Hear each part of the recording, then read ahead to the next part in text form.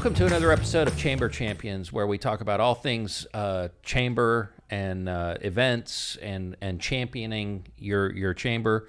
Shari and I today we're going to talk about the world famous, and what number are we up to? 63. 63rd world famous Christmas boat lane parade. 63rd annual world famous Christmas boat lane parade on Clear Lake in Texas. And tell people why it's world famous. It is crazy world famous. This parade, years ago, and for several years, there's a German radio station who calls me the day of the parade when we're doing our skippers meeting or whatever. I guess it's nighttime there. I don't even know. And asking questions about our boat parade. They think it's the coolest thing ever. But also, TJ Alds with I-45 Now live broadcasts the parade all over the world. And so he does a People's Choice Award that we give out Sunday morning at the brunch. And people vote from all over the world. It is the craziest, coolest thing. Really, also because their time over there is, they're 8 hours ahead or 12 hours ahead or whatever. And so it's really neat. But it's super unique, our Christmas boat parade. It is. It's a great way to start getting into the holiday spirit. Right.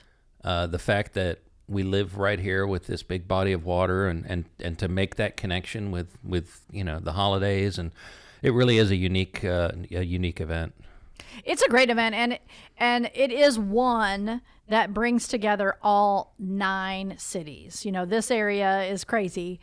There's so many cities that touch each other, but that one event, because the boats travel through most of our cities to make up the parade, and people can surround the lake, Clear Lake, to watch it, it really does bring everybody together. I always say it's like our, hand-holding, everybody sway event, because it makes you feel good.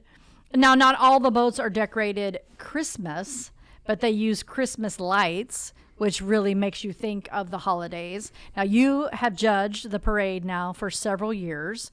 Thank you for doing that.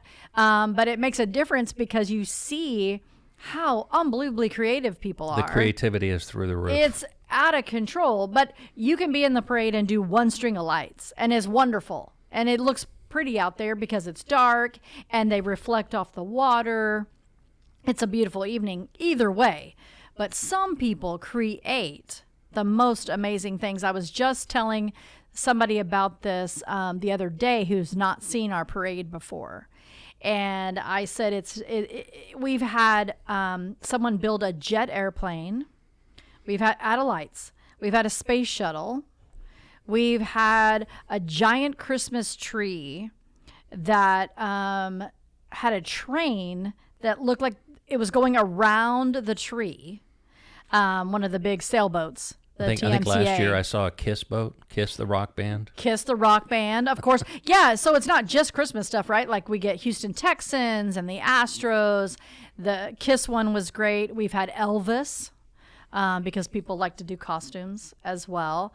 But their creativity is out of control. Jim Christensen, who is the chairman of the parade, he's participated with the parade since the early 80s, not to age him, but before he was chairman. He comes in from out of town to run this event. Right. But that's my fault, because if you are a volunteer on one of my events, one of my committees, you're sign in blood and you have to be there forever. So he did retire from aerospace and bought a ranch about 2 hours and 15 minutes away, and drives in for committee meetings. Still comes to all the meetings. And drives in for the parade because he loves it so much. But when Jim participated, he'll tell you the first year, either he didn't get any award or he got like a 3rd place. And he thought, what in the world? And so after that, he was on it. From then on, Jim won the top awards. So I've been doing the parade now for 30 years and can remember when Jim was not chairman, but he was just a participant and he was on the committee. He won the top awards because he had he built a like flying giant dove from his boat. Like if you saw it going across the water, it looked like the wings were flying all out of lights. Now, what he's jealous about now, because after Hurricane Ike, he, like many of our boaters, lost their boats. And he actually had 2 boats, and he lost them both because of Hurricane Ike. So he never replaced them. But he's jealous now because now they have all these LED lights. It's a whole different ball game for the boaters. So he really is itching, to do a boat because he came up with some really amazing stuff. But you've seen some really creative, cool things, music and dancing and all that. But what they can do with lights is pretty remarkable. Yeah. So let's talk details. It's going to be Saturday, December 14th. Saturday, December 14th. What is the route that the boats will take? Because you can see it from multiple points. You can. And that's a great question. So they really do travel across the lake. So we most of them will start in Nassau Bay in the lagoon. Now it's not the big sailboats; they can't get in there because their draft is too deep. But for the power boats, the smaller ones for sure, they can get in there. So Nassau Bay is really cool, one of our presenting sponsors, and they actually set up an area for people to come watch. So if you want to head over there and beat the crowds that happen at the boardwalk in Kemah, go to Nassau Bay. They set up a lagoon. They actually have judges out there, and they give out their own city awards besides our awards, which is a lot of fun. They also signify the start. Now, it starts at 6 o'clock, and they kick it off with fireworks right outside of their lagoons. So if you go there, you'll get to see them. But you can see the fireworks even where we are in Seabrook too. But so at 6 o'clock, the fireworks go off, and that's really just to signify to everybody across the lake, hey, the parade's starting. So you can see it from Nassau Bay. You can probably see it from Clear Lake Park. Yes. Yeah, And then Seabrook. I would think, Seabrook. Yeah, the fireworks. And then the boats leave, after the fireworks end, the boats leave the Nassau Bay Lagoon. They go towards Leak City. They go into what is one of the canals right there just before South Shore Harbor Marina. They go down in one of the canals. That's also a lot of fun. That's called Constellation Point. Or Davis Road. It depends which side of the street you live on. Jim lived on Davis Road. Patrick McAndrew, who is our marine liaison, lives on the Constellation side, so it's a battle of what it's called. But it's a way for those homeowners, and it's about a mile long. The homeowners decorate both sides of their houses so that the boaters get a show too, because now our boaters are going down the canal showing off themselves, but they're also looking at the houses decorated. The backyards of the houses are all decorated for them. And so that's a lot of fun. We added that. I think this is the 4th year now that we added that piece, which is a lot of fun. Then they come out, they go towards South Shore Harbor Marina. Some boats will come out of there, especially the bigger sailboats. They'll come out of there. And then they travel the South Channel past Clear Lake Shores, Seabrook, under the big bridge, get past the Kemah Boardwalk. We have some judging at the Kemah Boardwalk. That's for our city judges, because all the cities that are presenting sponsors, you're talking about Nassau Bay and Clear Lake Shores and Kemah and Seabrook. They like to give out their own awards, right? So they'll be there. They're judging from there, and some of our other top sponsors are there. And then they go into the bay, they turn around and come back. And then our parade judges, like you, we're in Seabrook waiting for them to get to the Seabrook Marina. And we have all the law enforcement stationed with us as well. Let's talk about that, because this is a huge operation. Right. Talk about all the different moving parts of this. So to keep everyone safe, right, we have law enforcement involved. So first of all, we have to get a permit from the U.S. Coast Guard, which they're also very involved in the event. They participate in helping us with the event. But you get a permit for the event. But to keep people safe, we get all of the different law enforcement around the area, which is law enforcement, fire, ambulance, all of those folks involved, and they're stationed all over the lake. We've done this for years and years and years, and used to The law enforcement used boat parade as a training to get everyone together in case there was some kind of natural disaster, something major coming through. It was a way for them to practice governing things, connecting to one another, that kind of thing. It's been governed by different entities through the years, but the last couple of years, it's been led by the fire chief over in League City, Jeff Allen, and he's taken it over and kind of taken it on and really been the one to connect everyone, which has been really great. So there's a plan. There's an emergency setup plan, and everyone has an area that they govern. So they are out there in their boats, and main thing is they're trying to keep the spectator boats out of the way of the parade. There's hundreds of spectator boats out there that night, as you've seen, even decorated, but they're not entered in the parade. So they didn't attend the skipper's meeting, the briefing that we have that morning. So they're not familiar with the weather and the waters and the wind and everything that's happening with the parade. They're just out there having a good time watching decorated boats. Yeah.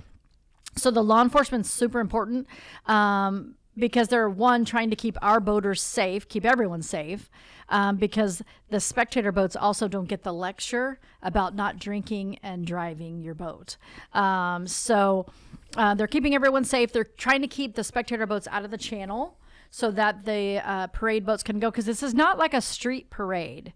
A water parade is much different because you have every different size of boat and every different kind of boat, and boats don't have brakes like a car could or a trailer could. And we also have people who row the parade. We have manpower boats. That reminds me, though, of that story that you told me about. You guys got a call from a lady who was upset because she said she got a hotel room at the Hilton to see the parade. Right. And she had a street view, and she was devastated that she never saw the parade. And that is a true story. Years and years ago, a lady called and she was very upset, but she was literally watching NASA Road 1 back then, NASA Parkway now, and it is really on the water. Yeah, it's a boat parade, guys. It's not a boat on trailer So parade. what's your favorite boat parade story? Well, I think after 9/11, that year was really, really special. There was a lot of patriotic boats that year, which now the Texas Navy, Sam Houston Squadron, which is based in Clear Lake at Lakewood Yacht Club, they are a participant now, and they actually give out the most patriotic award. But after 9/11, there was a lot of patriotism out there. People felt very prideful, and there was a lot of U.S. flags on boats out of lights, which was amazing. But the most favorite boat to me was the New York skyline out of lights, including the World Trade Centers, with a fireman, a lit up fireman on one of the World Trade Centers. It was the most amazing thing I've ever seen. Yeah. And just the thought that they put into that. Now, I do know some of our boaters get so creative with their lights, they actually figured out how to put the lights on their boats, which are amazing, and then somehow take them off, and they have them in their yards to show off too, which I would too, putting all that work into it. I mean, some of them, the parade ends, like we're having it December 14th. We had do the awards on the 15th, and they start planning like that afternoon for next year. Yeah. They put that much into it. So that's really exciting. Anyway, we couldn't do it without the law enforcement. There's plans in there. Everyone has their area to govern. We also have plans just in case someone needed to get picked up because they are drinking and driving their boat. We have locations for land police, law enforcement to come pick them up. We also have locations if for some reason there was some kind of injury out there and we needed to transport somebody by ambulance or helicopter or whatever, we could do that. Those plans are in there. It's very well laid out, but it is 63 years old. Yeah. And it's a big event, and you need sponsors. We do. to help support it. So We do. What are the different sponsorship opportunities? Well, we do have sponsors, mainly because we try to keep it pretty inexpensive for the boater because they're spending money on their lights and things like that for sure. We have all different levels of sponsorships. $1,000 and up gets you what we call anchor sponsors. We have presenting sponsors, which were the cities that I said, Nassau Bay and Seabrook and Kemah and Clear Lake Shores. They're presenting sponsors. But then we also have other sponsorship levels, gold and silver and bronze, all anchor line sponsors. And you can sponsor an award as well. That's the coolest part too. So for our businesses in the area, and you don't have to be a member of the chamber to be a participant in this one, you can sponsor an actual award. So Sunday morning, the brunch that we have following the parade, we give out about 55 or so awards that morning. And we give top awards, of course, that you judge, right? That you guys get to talk about. But then we also have first, second, and third, and we break them into a lot of categories. So power boats and sailboats don't compete against each other. Manpower doesn't compete against them. Sponsored boats, like boats that are sponsored by a business, they don't compete against a family boat because they probably don't have the same money to spend on it. And then we break them down even more into size. So a 15-footer is not going against a 110-footer because that's a whole different ballgame. So we break it down, but anyone can sponsor an award, a first, second, or third. Pretty inexpensive, $375, $275, or $175 for a third place. What's fun about it is you get tickets to come to the brunch, just like it'd be with the boaters, but you get to present your award that you're sponsoring to the winning captain and their crew, whoever comes up. And some are in costumes and they're still having a good time from the night before.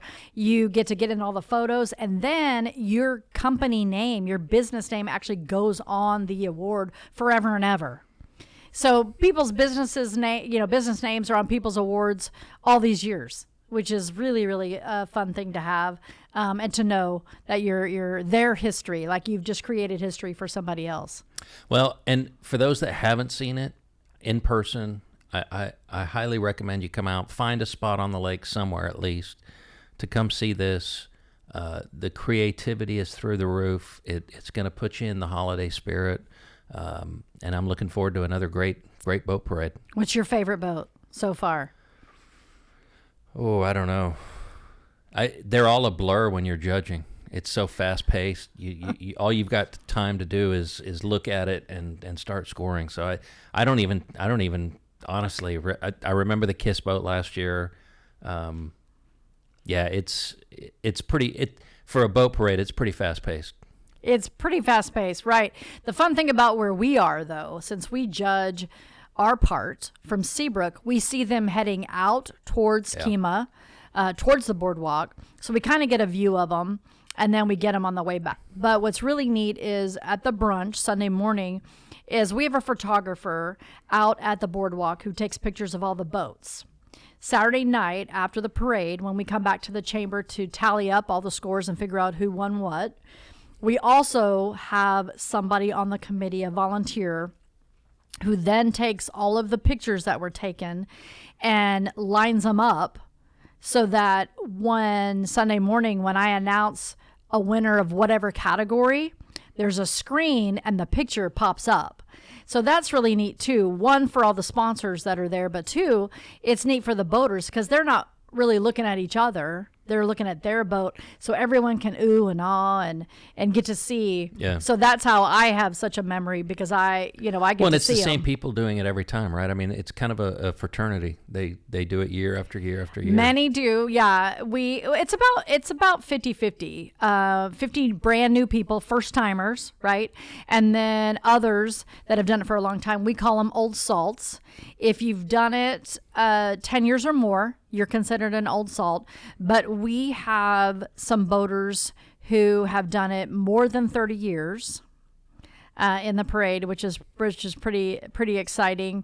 And the Girl Scouts of the San Jacinto Council, Girl Scouts, they as a group hit 30 years last year. Wow. And that's incredible. They earn patches. They earn patches for participating in their marine stuff, but the girls are responsible for designing the boats, and they usually have more than one. They do sailboats. They have to design it. They have to design the shirts that they all wear. Then they have to run the boat. They got to put it all up, take it all down. It's pretty remarkable. They, this year, though, are struggling to find multiple boats. They had the same boats for years and years, and those boats aren't able to go this year. And so they for sure have one boat. They're still looking for another one. They would love 3. They've done 3 many years. So if someone has a boat out there, a sailboat that is big enough and they wouldn't mind sharing with the Girl Scouts, they'll do all the work. They'll take care of everything. They just want to get out there, because the more of them that can participate, the more of them that earn their patches. And you know, these are the older high school girls who have dedicated their childhood to Girl Scouts, which to me is awesome. I don't know. I know with Boy Scouts there's an Eagle Scout. I don't know if there's probably a Girl Scout. Yeah, level. There's an equivalent. I forget what it is. Right. But those are these girls. Yeah. You know, and they've spent so much time on this. So if anybody has a boat that they wouldn't mind sharing or donating to them, get a hold of us here at the chamber, and we'll hook you up. ClearLakeArea.com. We'll give you all the information, clearlakearea.com. Give you all the information about participating, sponsoring. We also do skipper's bags. Every skipper gets a fun bag, canvas bag full of stuff. And if you're a business, a local business, and you want to get your name marketed in front of these folks, remember, you don't have to be a marine-related business to participate with the parade. These are just people. These are just residents. We get folks mostly from the greater Clear Lake area, but we do have some from Louisiana, Nacogdoches, all over Texas participate in the parade, but mostly from our area. So if you're wanting to market local, we are thankful for our city sponsors. And so we try to promote outside of the area to bring people in as a weekend event, stay in our local hotels, buy our food, go shopping, spend some of that tourism money. We want them to do that as well. Again, with Kemah and Nassau Bay and Seabrook and Clear Lake Shores, great places to be and eat and stay. Well, we're blessed to have the lake right there, and doing a Christmas boat parade just makes sense. And so I hope people come out December 14th. Starts at 6 o'clock. Come enjoy it and get into the holiday spirit. Absolutely. Go to the Kemah Boardwalk too to watch. They're a big producer and sponsor of us as well. Excellent. Thanks, Jamieson.